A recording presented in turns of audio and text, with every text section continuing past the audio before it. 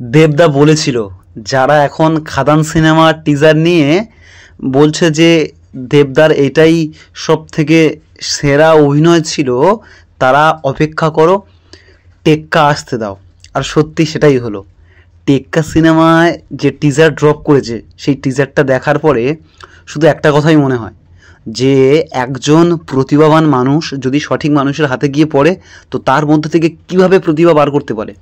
সৃজিত মুখার্জি সেই রকম একজন মানুষ, সেই রকম একজন পরিচালক যিনি অভিনেতার মধ্যে থেকে অভিনয় সত্তাটাকে টেনে বার করতে পারেন।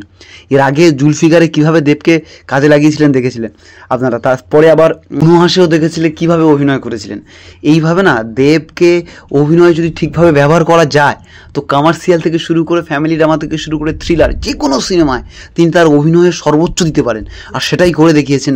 টেক্কায় যেটুকুটা টিজার দেখতে পেয়েছি সেই টিজারতেই মনে হচ্ছে যে দেব অন্যরকম দেব।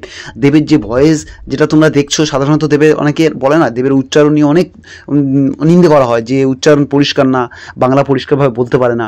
সেখানে তোমরা সম্প্রতি টেক্কা সিনেমাটা যেমন দেখলে, আগে খাদানেও দেখেছিলে, এবার টেক্কাতে এখানে দেবের যে ডায়লগ ডেলিভারি থেকে শুরু করে যেভাবে বলছে, মানে টিজারটা জাস্ট দেখলাম, দেখে জাস্ট মনে হচ্ছে যে পুজোতে দেব হতে চলেছে, দেবগুরু হয়ে যাবে পুজোতে, পুরো অন্যরকম দেব আসতে চলেছে।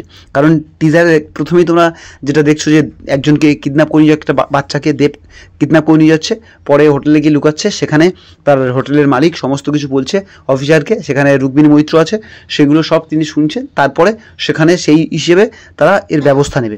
আর এখানে তোমরা জানো যে যে ইয়ে করা হয়েছে, যেখানে পুলিশ যে আর্মিতে যেগুলো ব্যবহার করা হয়েছে সেগুলো কিন্তু অরিজিনাল ছিল, সম্পূর্ণ অরিজিনাল এগুলো ব্যবহার করা হয়েছে, আগেই জানা গিয়েছিল। তো সেখানে এই সিনটা তো আছে।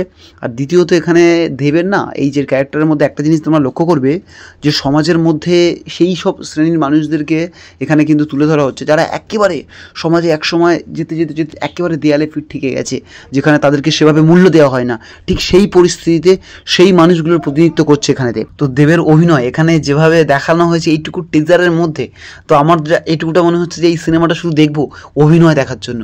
মানে কিভাবে একজন প্রতিভাবান অভিনেতা আরও প্রতিভাবান হতে পারে তারই একটা উদাহরণ হবে টেক্কা। সেই রকম অন্তত এই টিজারটুকু থেকে মনে হচ্ছে।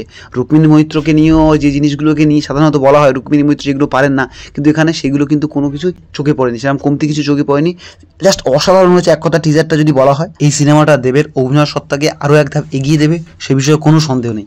এই সিনেমাটা শুধুমাত্র দেখবো সৃজিত মুখার্জি পরিচালনার জন্য, আর দেবের অভিনয়, রুক্মিণী মৈত্রের অভিনয় এবং স্বস্তিকা মুখার্জির অভিনয়ের জন্য।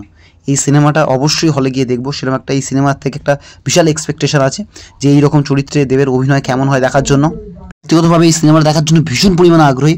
তো এই সিনেমাটার টিজারটা তোমরা তো অবশ্যই দেখেছো, কেমন তোমাদের লেগেছে অবশ্যই আমাকে কমেন্ট করে জানাবে। এবং যদি চ্যানেলে শেষ পর্যন্ত তোমরা ভিডিওটা দেখে থাকো অবশ্যই চ্যানেলটিকে সাবস্ক্রাইব করে পাশে থাকা বেল আইকন ক্লিক করে অল নোটিফিকেশন অন করে নেবে। পরবর্তীকালে ট্রেলার আসলে অবশ্যই সেটা নিয়ে রিভিউ করবো, ঠিক আছে? ধন্যবাদ ভিডিওটা শেষ পর্যন্ত দেখার জন্য সবাইকে। দেখা হচ্ছে পরবর্তী ভিডিওতে, সবাই ভালো থাকবে।